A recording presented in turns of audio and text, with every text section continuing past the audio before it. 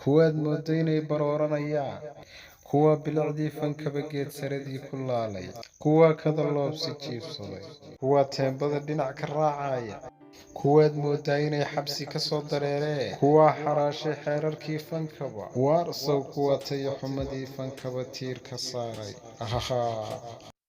fanaanka dayaxdal nuurshe ayaa xaqiijiyey inuu khaati ka taagan yahay shirkado ganacsi kuwaasoo ku xayeysiisanaya wejigiisa kariim ay soo saaraan oo ay ku qoraan dayaxdal nuurshe. haddaba kariimkan ayay sheegaan inuu dayaxdal nuurshe isku caddeeyey islamarkaana uu iskaga dhigay sida uu hadda yahay, balse dayaxdal nuurshe ayaa arrintaasi beeniyey islamarkaana sheegay inay tahay ganacsi lagu iibsanayo wejigiisa islamarkaana aan ogolaansho ka haysanin xaggiisa.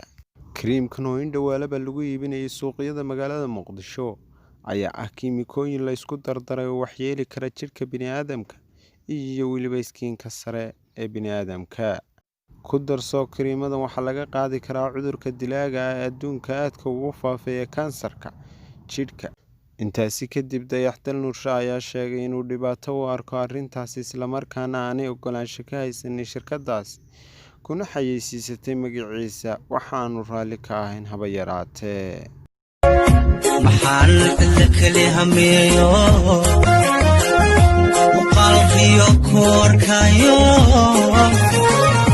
masaloo jacaylaan dhex maraye. maxaan cidla keli hameeyo